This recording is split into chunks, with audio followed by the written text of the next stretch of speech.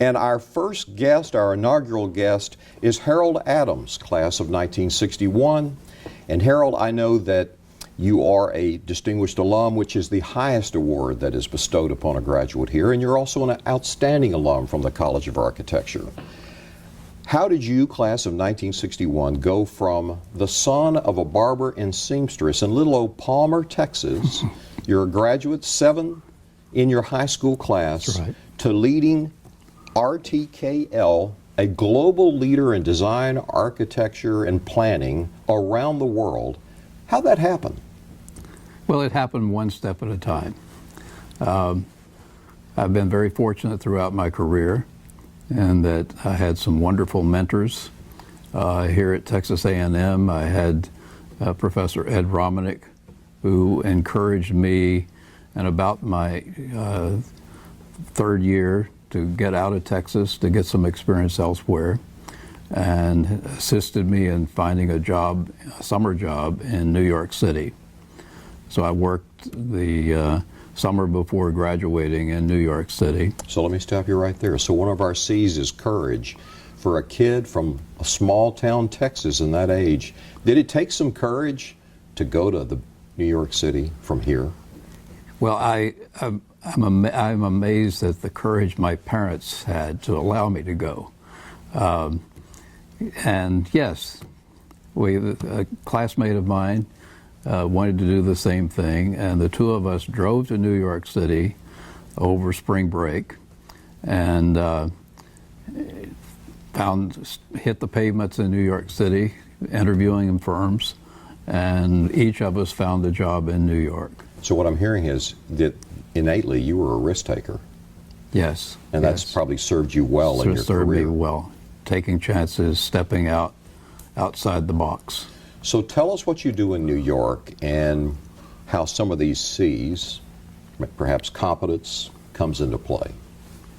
Well, we were very well prepared here at A&M.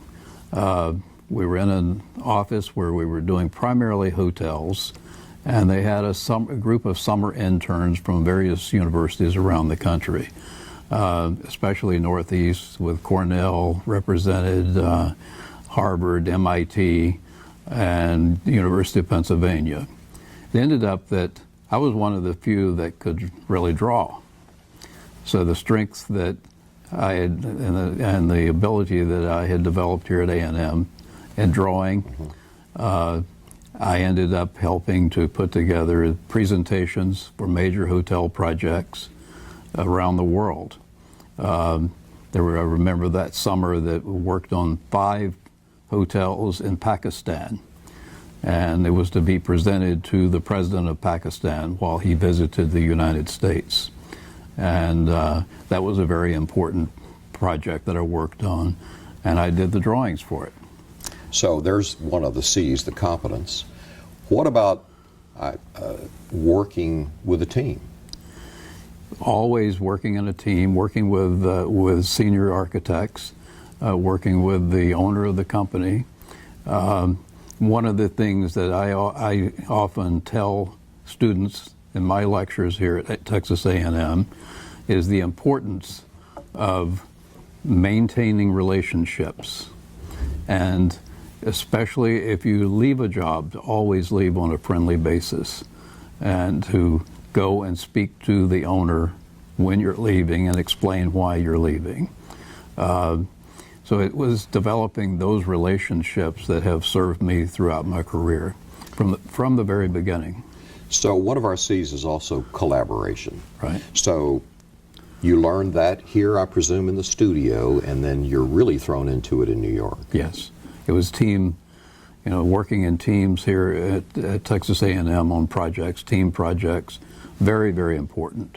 Learning to work with the strengths and the weaknesses of the full team, and respecting the abilities of everyone, and bringing their knowledge and ability to the table. So the New York City experience eventually takes you to Washington, D.C., where you will eventually find yourself working with President John Kennedy and his wife Jacqueline. Well, that was is almost a fairy tale kind of story. When I graduated, I wanted to go back to New York and applied for jobs, and in fact got 3 job offers in New York. And the one that I really wanted was with IM Pei. And I received an offer from Pei, but with a contingency that they didn't know when they would have enough work that they could justify my coming on board. So I had to keep contacting them to find out if they had work.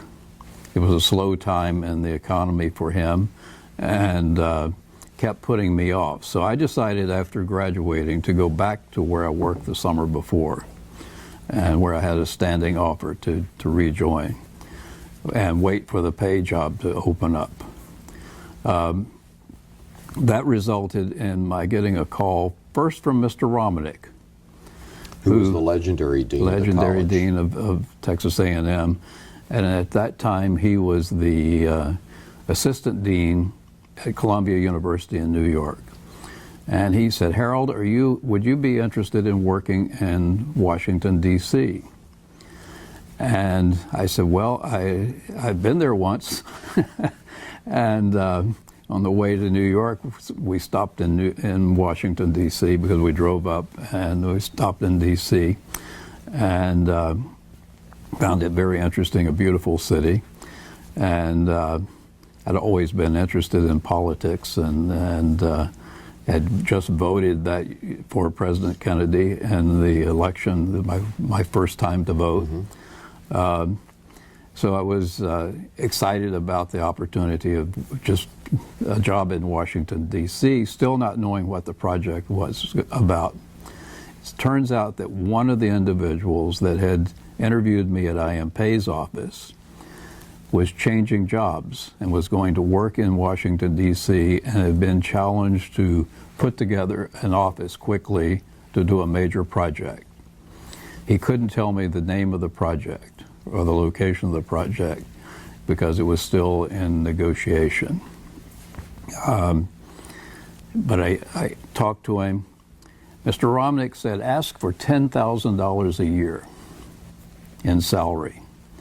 Which is a lot of money, then. Which in those days was what a senior architect with maybe 10 years experience would be paid. And you're how old? I am 22. Uh-huh. And you don't really have any projects under your belt like a senior architect? No projects, just had a couple of summer jobs. Mm-hmm. And so I asked for $10,000. And the person that I was dealing with was Ty Sutton, who had been the senior architect with IM Pei and worked on the Southwest Washington project and a number of other major projects for Pei. And he had been a student of Mr. Romanick when Mr. Romanick was in Oklahoma, teaching at the Oklahoma A&M, which is now Oklahoma State. And he sort of cleared his throat and he said, well, I don't know that we can go that high.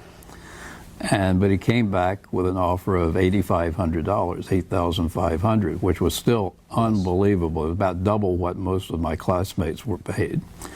And so I agreed to join and took the train, loaded up all of my stuff, and took the train down to Washington and started the new job. Is it still secret? It was just coming out. The location of the office was right on Lafayette Square. It was in a government office space. And this is on the north side of the White House? On the north side of the White House. You could hit the White House with a rock from there? Yep, yep. Look out the window and almost touch the White House. The project is to redo Lafayette Square. When President Kennedy came into office, he inherited a plan that was very controversial. The plan was to tear down the historic buildings around Lafayette Square. It was the president's neighborhood, houses where many of the former president's cabinet members had lived, had worked, famous residents in all of the houses. And they were going to be torn down under this plan and on the west side of Lafayette Square, a large white marble, somewhat fascist-looking building was going to house the office of the president, the Bureau of the Budget, and all of the aides to the president. And on the east side was going to be a similar white marble building, and that was going to house a federal court, 2 federal courts. And the community in Washington was very upset, historic community especially, over destroying all this beautiful history and beautiful houses. And they had gotten to Jackie Kennedy and talked to her, and she took up the cause and had been lobbying her husband to do something to cancel that project and to do something to save the historic buildings. And this is a big part of her legacy today. It still is a part of her legacy. And the project was very exciting. The architect that I was went to work for, was John Carl Warneke. Warneke was a well-known San Francisco architect who had designed buildings on the campus of Stanford University that were very sympathetic to the history of the campus. They were modern buildings, but had blended them in with the use of tile roof and arches, and had grown a reputation for doing this kind of sensitive project. And he had explained to the president that what he would do is to save the buildings, go behind the buildings and put in a park or a plaza, and then on the back side of the plaza build the office buildings. And they felt that there was plenty of space to do that. And in a similar way, do a similar thing on the east side for the 2 courts. And the Kennedys loved it. While Jackie was away in India on a state visit, the president hired Warneke as a surprise for her when she returned. And so this was the client that we were going to work with. And by the middle of the summer, Mr. Warneke came back into Washington and went to the White House, met with the president and the first lady, and was told that they really wanted to see this project move much faster. He came back to the office and discussed it and said, you know, I really don't have enough people here in Washington to do this project. So I'm going to move it to San Francisco, where he had a 200-person office, a very large office with all the capability. And I've always assumed, and in fact, I celebrated my 70th birthday with Jack Warneke, who was 90. And at that birthday party, he talked about that and that why he picked me to stay in Washington to act as the coordinator. And one part of it was that I was being paid so much, he assumed that I was an experienced architect. And you didn't even have your license yet, did you? No, just out of school. 2 months, 3 months out of school. So what is it among these 8 C's we talk about that you think he saw in you? I think he saw my ability to communicate, my ability to coordinate, and that I was very presentable. I was always well-dressed, and an individual that came across as being much older than I was at the time. All right, so you're the son of the seamstress. Tell us what you mean by well-dressed. Well, I went through A&M. I didn't own any blue jeans. Blue jeans were too expensive. My mother was the manager of a men's clothing factory, and this was a Dallas-based men's clothing company that made suits, made trousers and jackets and suits, and at the end of each season, making the suits for the next season, they would have a big box of samples of the leftovers fabric, and all of the women that worked there could go through it and pick out what they wanted, and they would they would come in on their volunteer basis on a weekend, and the women would each work on projects for their families. So I had wonderful slacks and suits, and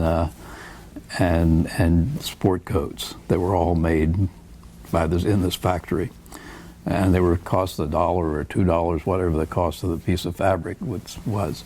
So I was always well dressed, and even at A&M, people thought that I was a wealthy person because I was so well dressed, and so I had three-piece suits in Washington, and was always in a fresh suit and shirt and tie, and looked more experienced and older than I really was at the time. You were playing the part, but you know, there is that old saying that you've got to dress for success.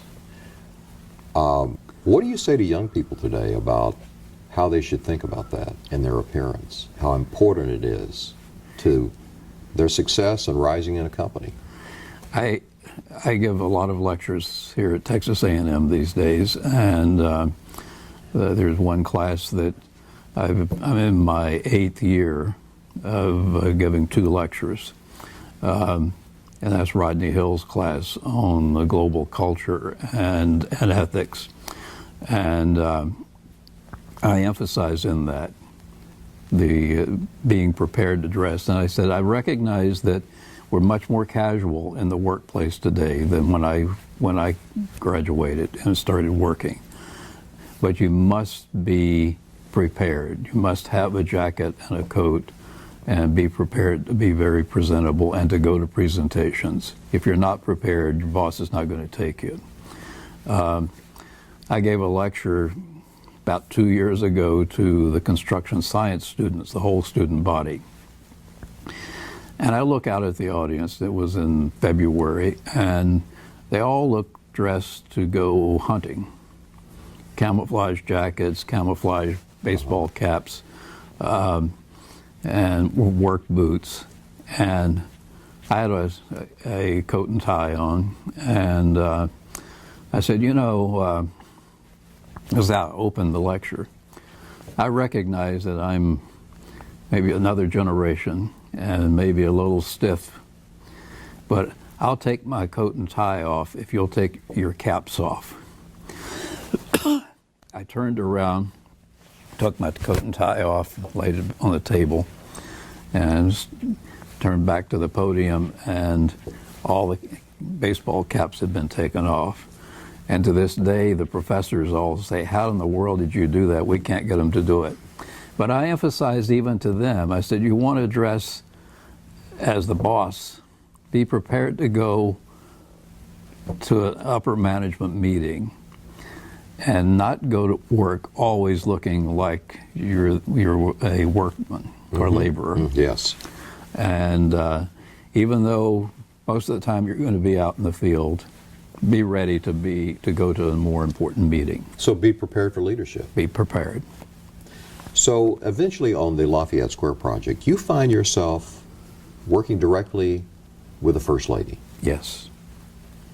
What comes into play then? I mean, there's certainly the communication skills, and you're navigating politics, and you're having to find collaboration between all these competing agencies. Walk us through that. Well, it was a very complicated project. We had in the on the west side of the square the executive office building, and that was primarily offices of the White House, especially the budget Bureau of the Budget. It's now the Office of Management and Budget. They were going to be housed there. So we met with them. That was fairly easy. On the east side of the square, we had 2 federal courts, and they were both the highest courts in the land for very technical cases. One of them dealt with patents and customs issues, and the other one dealt with any claim where the Indian tribes, anyone that sues the U.S. government goes through the Court of Claims. Neither of these courts have ever been overruled by the Supreme Court, so their decisions are viewed as the final statement on the law in these complicated areas. The judges were, both courts were very technical judges. The patents and customs appeals were generally patent lawyers, often engineers, have an engineering background as well as law. And the chief judge of each court, the judges were, both chief judges were Texans. One of them had come on a train to Washington as a young congressman with Sam Rayburn when he was coming up for his first year in Congress. Who became a legendary Speaker of the U.S. House of Representatives during World War II, was very important, critically important to Lyndon Johnson, and very famous Texas politician. Right. And the other one was an A&M graduate, and his name was Judge Worley. And I remember one time I was telling the judge he couldn't do something, and the judge leaned back in his chair and he said, "Harold, where'd you grow up?" I said, "Texas, sir."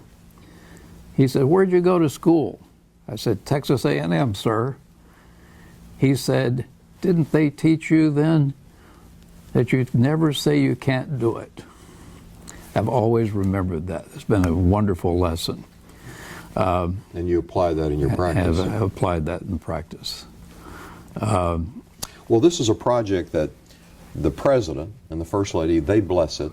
It requires numerous approvals through other organizations in Washington, D.C. You would think it would be a rubber stamp, but much to everybody's surprise, these two judges balk. They balked. They said the plan doesn't work. It doesn't work for us.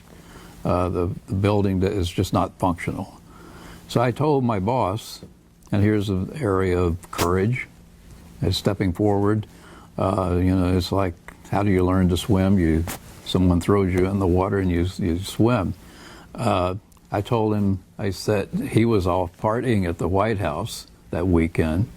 I said, I know the requirements of the court, because I'd worked with him in getting information and sending it to San Francisco during the summer. And I said, I think I can solve this problem. So I worked all weekend redrawing the building within the envelope that had been developed in the overall design scheme, but making the function of the building more what they needed. And went in on a Monday or Tuesday morning with Mr. Warnicke. Mr. Warnicke said, "Harold, you know the program, you make the presentation." So he did an introduction, turned it over to me. And is that something unheard of? Unheard of for a young architect, 4 months out of school. And I make the presentation. The judges excuse us. We go out in the hall and wait. And they come back and invite us in. And they said, "We've unanimously approved the plan." And then were very complimentary that Mr. Adams remembered all the details of their requirements. And from that point on, I was John Carl Warnicke's man in Washington. Was managing his office. I was his personal administrative assistant firm-wide, helping him to write letters to the President and the First Lady. In fact, there's a letter that was used in the press release on Lafayette Square that the President signed, that I personally wrote much of that letter. We sent it over as a draft to the White House, and the President added one sentence in saying that this was an example of saving history that he hoped could be applied elsewhere in the country. He added those few words, but otherwise it's the letter that I helped to draft. So what I hear in this too is this is creativity, one of our C's. there was the resistance, they balked, but you find a creative solution within the constraints of what's taking place. That's correct. And did you see that repeated throughout your career, that you're having to find a way to... Yes, yes. Even when, after I left John Carl Warnke and joined RTKL as the managing architect and then as the president,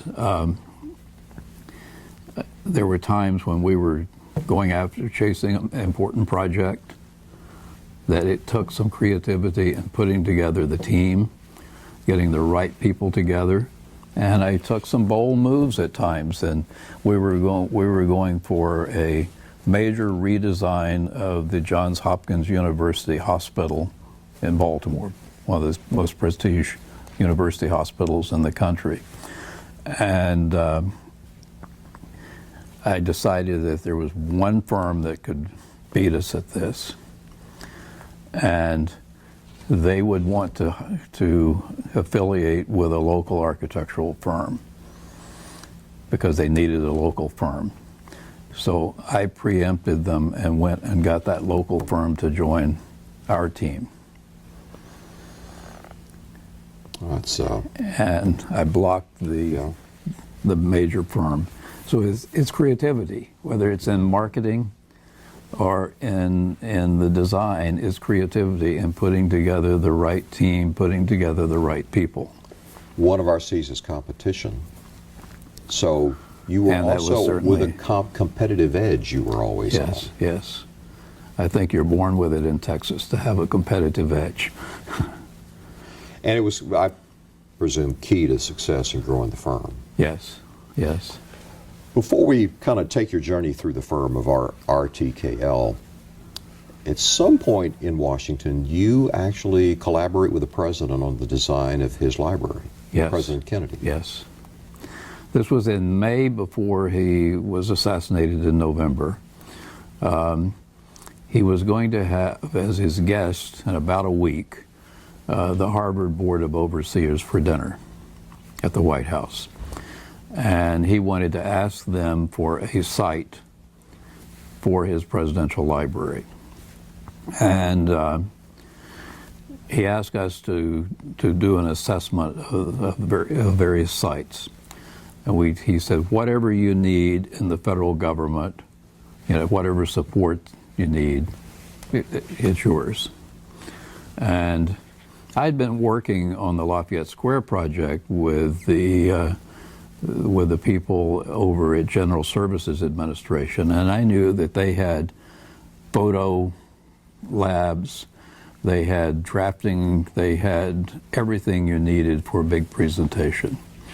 So I took advantage of his remarks, and we went and visited 4 sites in the Boston, Cambridge area, and did an analysis of each site and pulled it all together in a report. And I got the report with all the drawings of each site and the pros and cons of each site pulled together. And we had a meeting at the White House, 7:30 in the morning in the cabinet room. And the president came in, and he had McGeorge Bundy, Arthur Schlesinger, Pierre Salinger, all the people that were closest to him there as his White House aides in the room. And he comes around the table, greeting them, and then came over to Mr. Warnke, that he always called Rose Bowl, because Mr. Warnke was a Rose Bowl hero in the 1940 that won the national title. So he came around and said, Rose Bowl, how are you doing this morning? And chatted with him a bit. And Mr. Warnke said, Mr. President, you remember Harold Adams? He said, oh, yes. He says, I know all about Mr. Adams. He said, Mr. Adams is the first person since Dean Acheson that's been able to get government employees to work 2 nights all night long. And he had that wit and that wonderful ability to make you feel good. And how did you get him to do that? Work those 2 nights? Told it was for the president. It had to be done. And so you're still What age are you at this point? 20? It was probably 23. 23? 23, 24. Did you ever pinch yourself and say, here I am, 23, Texas A&M grad, little town, Palmer, Texas, and I'm dealing with the President of the United States and his wife? No, I really didn't. You know, it was all happening so fast. And I knew it was important, but not as important as I've realized since. Yeah. And I was dealing with his brother, Bobby Kennedy, and his wife, Ethel, doing a major addition to their house out in McLean. Working with the Navy, we got the job to do a master plan and some of the first new buildings at the Naval Academy, working with the Secretary of the Navy. Developed a working relationship and recognition with Robert McNamara, the Secretary of Defense, and many other people in the family and the administration. What do you think you gained or learned here as a student, or organizations you were involved in that prepared you for leadership? Well, I was involved in SCONA. Found SCONA to be very exciting. I love SCONA. I love the fact that it brought in great speakers, political issues of the times, and we've got to explain, it's the oldest student organization on this campus focused on international affairs. International affairs, and that was a great opportunity to grow and to meet important leaders. I was the editor of our student publication in the College of Architecture. It was called Architecture Plus, where we reached out to famous architects and engineers and creative people to write articles for our publication. So they were scholarly articles that were written, and we assembled it. Pulling all that together into a highly recognized publication was important. So it was some of those extracurricular activities that I think helped me to grow and to be able to handle this kind of assignment. So you're learning collaboration, communication, and I'm sure, and these organizations are also quite competitive. Right, right. Very bright young people. And your advice to students that are watching this about get out of your apartment. Absolutely. Get out and get involved. I recommend SCONA all the time. And there are many, many wonderful organizations here on the campus and I also encourage them to meet with the foreign students. You know, so often the foreign students that are here on campus is a great opportunity for us to understand their culture and to build a better understanding.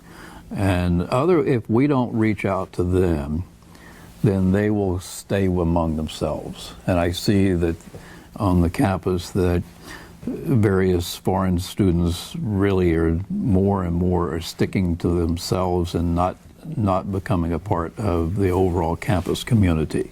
And I think that's an opportunity lost. And community has been very important to you. Yes. And for a leader, how does it help you giving to a community? It's been a way to see. I mean, I never got an MBA. I've been running a large business. And I felt that. Let's talk about it just quickly. How large? What annual revenues of? RTKL we had 14 offices. When I retired, we had revenues of $200 million. And we had offices across the United States, in many major cities. We had an office in Tokyo, an office in Shanghai, an office in Madrid, and one in London. We were one of the largest. We were the top 5 sized offices in the UK. So it was a large business, a large global business. And I found a great way to grow and get a better understanding of business is to be on the boards be on community boards, nonprofit boards, see how other people worked, get to know executives. I was involved in economic development in my community in Baltimore, and I was the president of the Economic Development Council, and the chairman of the Greater Baltimore Committee was impressed with what I was doing and invited me one morning for breakfast, and I had breakfast with him, and he invited me to join his public company board, a board that I served on for 26 years. Very large investment company, asset management company, and it's through those kinds of experiences that you learn and expand your knowledge. I was very active in the community of Baltimore. I was involved in, I founded the World Trade Center Institute 26 years ago, and I'm still the chairman of that. I've been involved professionally in the AIA, in the American Institute of Architects, and moved up to be the chancellor of the College of Fellows of the American Institute of Architects.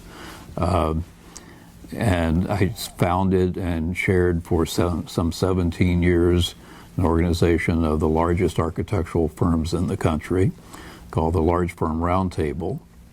So it's all of those things. I felt that I gained as much as I gave. And so it's community and collaboration. Yes. And yes. Meanwhile, you're also on a plane all the time around the world. Yes. Where did you find the time? Well, you know, I have a large family. I have 4 children, a wonderful, supportive wife that I think she really covered a lot for me during the times that I was so busy traveling. But family was important. I made sure that I had enough time with the family. And we're still very close. And you make time. And what the people in the office didn't realize is the amount of time that I was spending at night and on weekends going to things, you know, going to black tie affairs, going to things to represent the office and to be known around the world for the office. I was on the U.S. Korean Business Council with some of the largest CEOs in both the U.S. side and in Korea, developed great business opportunities for the company through that. Was on the U.S. China Business Council in a similar way, and that's how we grew our international business. So for a young grad from here, what would be some of your advice right now about getting out of their shell and not just thinking that 8 to 5 work? Read things other than just your professional journals. I encourage them to read the Wall Street Journal, read the Financial Times, read newspapers that you can get online. You don't have to go chasing them down and have the paper in your hand. I like the paper in my hand, but read, open up your mind to things broader than what you think you need to know about your profession. And in community, what about giving back? How early should that start? You need to start very early. I mean, you need to start and develop the habit and learn the benefits of giving and the return that you get from the giving. Do you remember the first place you started? Would it have been the Former Students Association here? That's kind of the first opportunity. Yes, in fact, that is exactly where I started, was the Former Students Association, and I stepped up to the $1,000 a year a number of years ago, and to the Former Students Association. And you know, I remember I was at the party before the inauguration of one of our presidents there in Washington. I was a member of the Texas Society in Washington. And Fred McClure, who is a famous Aggie and was an advisor to the president, President Bush. And Daddy Bush. Daddy Bush, 41. yeah. And Fred saw my pen that signified that I was a significant donor to Texas A&M, and he came up to me and he says, "Keep up the wonderful contribution you're making to A&M." See, that made you feel good that somebody recognized that. So sure, and did you find that the Aggie network helped you in your career, played a role? Because, you know, one of the things I saw as a journalist, I don't care where I could be in the world, if I saw somebody with an Aggie ring, it was like I saw an instant friend. Right. I'm asked that a lot in my lectures, and my response is yes, but not because I spent my time, most of my career, all of my career really, on the East Coast and around the world. It's not as valuable as it is here in Texas. Had I stayed in Texas, it's extremely valuable. But there is that network. There is that network that you find CEOs of major companies that are Aggies, and you run into them, and there is a bond. Well, I jump forward in our conversation. I want to go back a minute to Washington, where then you became involved in the selection and design of the gravesite for President Kennedy after the assassination. Give us briefly of what you had to summon up in terms of leadership traits to negotiate, you know, a very difficult, with a family having different needs and desires religiously as well as symbolic. Right. Well, it was a very tough time. I got a call. We were moving our office out of free government office space on the day of the assassination. Our office was right there on Lafayette Square. The building we were in was about to be demolished because the project was moving forward. And we were moving to an office space out in Georgetown on that day. And the phone started ringing. And the people from the Defense Department were trying to find Mr. Warnke. The Secretary of Defense, Robert McNamara, wanted Mr. Warnke to be available for a meeting the next morning in Washington to walk the site, to help find a site for the president's grave. We were doing, in addition to all our work in Washington, we were doing designing the Hawaiian state capitol. And Mr. Warnke was out in Hawaii. I tracked him down, told him he needed to get on a plane and come back as fast as he could. So he was able to get back overnight and joined with Mrs. Kennedy, with Bobby, Robert McNamara, and John Carl Warnke to walk the various sites, and they picked out the site for the grave there right below the Custis Lee Mansion overlooking the city of Washington. Magnificent site and location. Mrs. Kennedy thought, everybody thought at the time, you know, it'll be a simple grave site with a picket fence around it, and that's it. In the days after the funeral, there were first thousands, then hundreds of thousands of people kept coming to the grave. The lines that were a mile long or more, waiting to go and to walk around the grave. So it got more and more complicated. We decided that Mrs. Kennedy asked us to design the grave site. And we decided that we first needed to do a history of grave sites. And Mr. Warnke was a great believer in educating the client. And so we did a very thorough study of presidential graves and looked for comparable situations and whatever we could learn. So we did a book on grave sites. and the history of grave sites, and especially of presidential graves, and with a special emphasis on Lincoln and on McKinley. Was it McKinley that was? I believe so. Yeah, was assassinated. Was a very popular president, in fact, very comparable to President Kennedy, and young man that hadn't been in office that long when he was assassinated.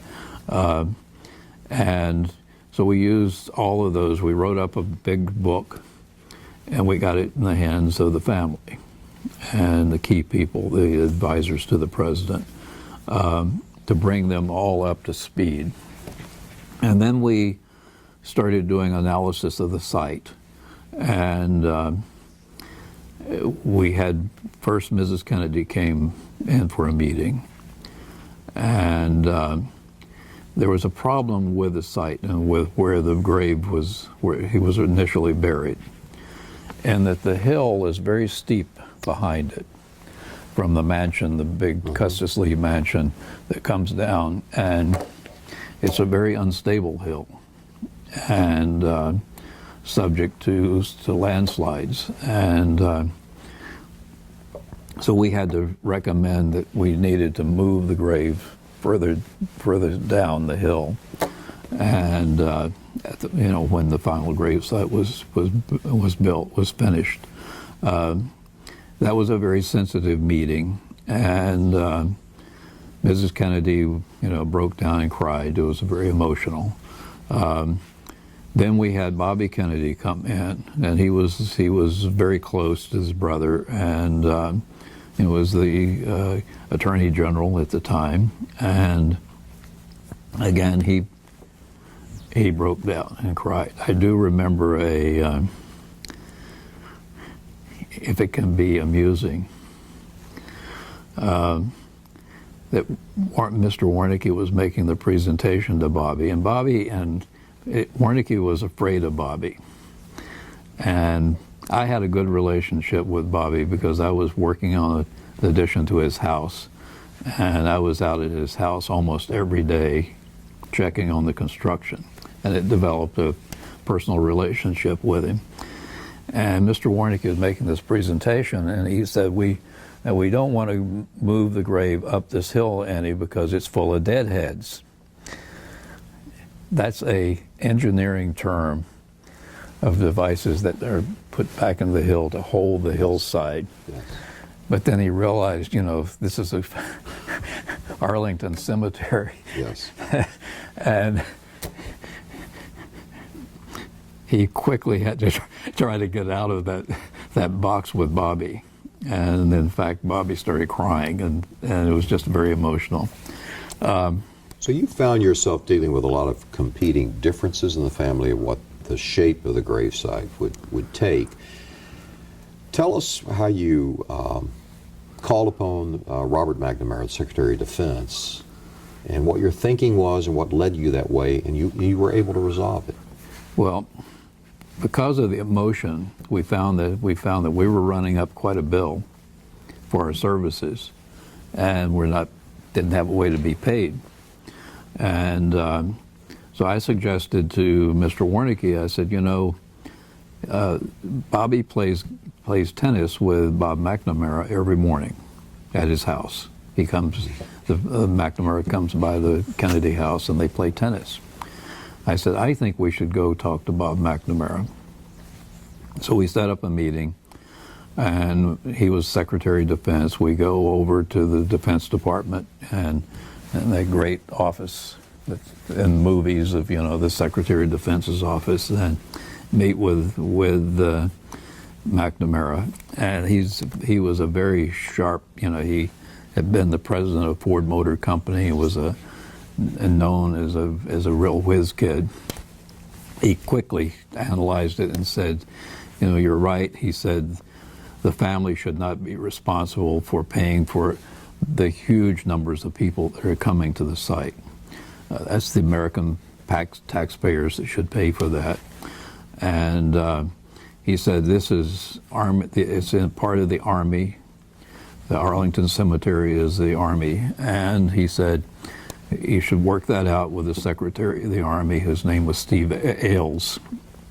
And we go instead of meeting with Secretary Ailes, and he understood the problem, assigned it to the Corps of Engineers, and set us up with a meeting with his general counsel. I worked it all the detail out with his general counsel. Another famous man in history ended up being Lyndon Johnson's chief of staff, was Joe Califano. And Joe Califano and I worked out all of the details. So the Corps of Engineers ended up being our official client for the design and construction of the gravesite, because it ended up being a pretty elaborate project, even though it's a landscape project, simply because of the large numbers of people that continue to be there. I took my family there about 2-3 years ago, and on a April day, and it was amazing at the crowds that are still coming. It is a shrine. So one of the things I've heard from you here around leadership is understanding the relationship between leaders. Yes. And understanding power and the right people to go to. The other thing that I note, you talked about educating the client. Is this something that you took through your practice at RTKL over the years? Is it something you still see in business today? And talk about the importance of that. Yes, very, very important, especially when you're dealing with very technical things like architecture and construction. The client often is not, does not handle these kinds of projects very often. And it's very, very important from the very beginning to educate the client on the process and the cost of the process, so that they not get in too deep and into something they really are not capable of doing. And so what your advice would be, no matter what the business, this is a practice you really ought to have. Yes, yes. So there are no surprises. Absolutely. The more that you get on the table open, is the better. So when you started RTKL in Annapolis, it's a pretty small firm. And you're how old? Well, I didn't start it. It was started by Arch Rogers, and after the war, he came back. He was in the Navy and came back from World War II, and he was a Princeton graduate in architecture, and he opened his office in Annapolis in his grandmother's basement, and that was the beginning of the firm. He was a great marketer, salesman, rainmaker, and he had a lot of contacts, and his first project was he said was a properly educated gentleman who was a graduate of Princeton and knew to hire an architect to design his house. So it was a residential project. They grew the practice over the next, from 1946 until about the mid-50s. And they had grown into doing schools, community colleges, the local business projects, and Mr. Rogers was hired to be the first zoning commissioner of his county. And this is the county where Annapolis is located, the capital of Maryland, and just south of Baltimore. And he led a fight to build a parkway between Annapolis and Baltimore, which was the major financial center of Maryland. And he lost the fight because all of the property owners wanted to build whatever they wanted. So it's a very ugly drive now with lots of car dealers and used car dealers and everything imaginable. But he made a reputation for someone that stood up for the right thing. And that led him to being invited by a group of business people in Baltimore that were working to save downtown. and they hired him to come up and take a leave of absence from the firm and lead a process to redesign the downtown. And the CRS Center was the major new construction project that happened.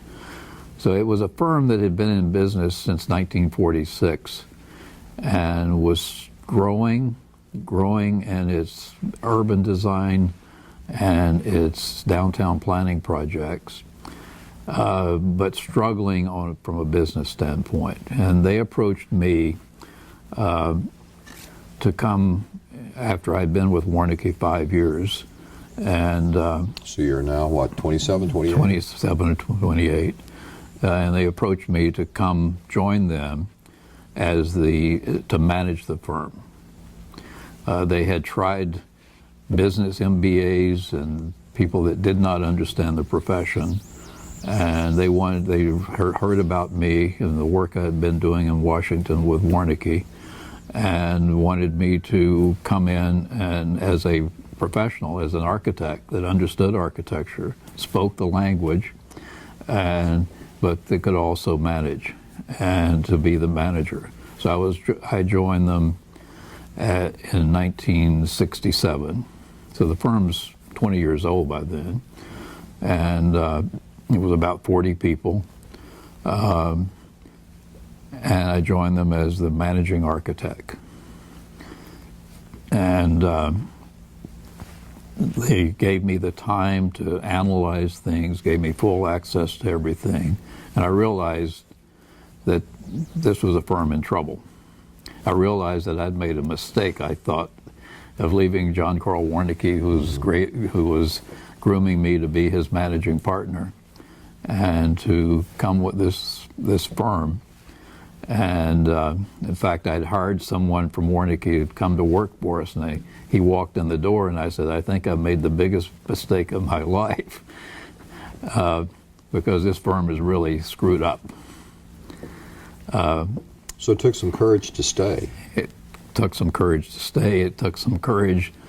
I insisted when I joined them that I be involved in all the partners' meetings. There are the 4 partners, 4 equal partners. And they were every Monday night. And I go to these meetings, and they split on everything. They'd be 2 and 2, so there was no agreement. I walk out and I thought, I've got to make this happen or else. So I started, again, courage, I started just making decisions. And about 6 months into the job, I realized they had a real cash flow crunch. And I took all the credit cards away from the partners. And I had a chart of the cash flow on my wall, and I said, when the black goes above the red, I'll give you your credit cards back. We need to tighten our belts and really get things cleaned up here. And in some cases, it was no one was paying attention. Clients were not being billed. They were doing the work, but not billing the clients. It was just bringing discipline to the business side of the place. As the young person on the way up, you must have had to deal with resentment by the senior people. Oh yes, oh yes. I had their confidence. They had the full confidence in me. And Mr. Rogers stood up against his partners to make sure that I had the authority to go along with the responsibility. He said, you can't give him the responsibilities unless you give him the authority to make decisions. And so we incorporated, I'd been there about 6-8 months. We went from being a partnership of Rogers, Tolliver, Kostritsky, Lamb to RTKL Corp. And they made me the first president. I was president and treasurer in the beginning, and placed me on the organization chart above the 4 partners. And that was a bold move, but Mr. Rogers is the one that fought that battle and convinced his partners. What do you think you brought to the table that gained their confidence? I think my one I'd worked for a much larger firm and had worked with very prestige clients, and I felt confident. You know, and now I will tell you that Mr. Warnicki was not the greatest manager. He was a very talented man, but he had policies and dealt with people in a way that I felt were totally ineffective. And I had as long a list of things not to do from the experience of working with him and how to treat people, especially, that I brought with it to this firm. And then I studied. They gave me an opportunity, 6 months, to study everything. And I looked at other business models, and the one that impressed me the most was Mayo Clinic, and how they take all of the burdens of financial burdens off of the doctors. They hire very talented people. They keep them for their whole careers. They don't come and go. They pay them really well. They provide them with a good, secure retirement system, and so it's the magic what makes Mayo work. In those days, there were not that many architectural firms that were well organized and took a business approach. So it was writing the book and really pioneering in many ways the whole management and leadership of an architectural firm. There have been great entrepreneurial type architects, but not many of them were well-run businesses. And so your career spans from when to when there? At RTKL from January 1967 until I retired in 2005. Son of a barber and a seamstress. So would you say the pinnacle of your career there would be the U.S. Capitol's Visitor Center? Yes, I tell people, and in fact, when I was the TIAS fellow here and gave my my big speech over at the Bush Library, where the whole campus was invited, that project, you know, I was very proud that I started my career working across the street from the White House, working around the White House. Then was the project manager on the President's gravesite in Arlington. And then in my career at the other end of the mall at the Capitol building. And that's a huge project, the last major project on Capitol Hill. There may be other projects in the surrounding, but not on the grounds of the Capitol. Kind of in concluding here, in that project you brought all of these C's we talk about to bear, but let's talk about what you consider the really important one, character. Well, character is the very beginning. I remember as I was leaving I graduated from A&M and had an uncle that would stop by and have coffee with my mother every morning. This is her brother. And he was a wonderful, wise man.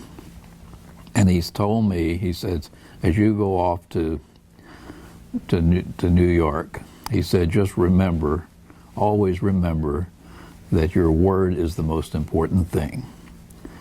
And that's how I interpret character. I think that you've got to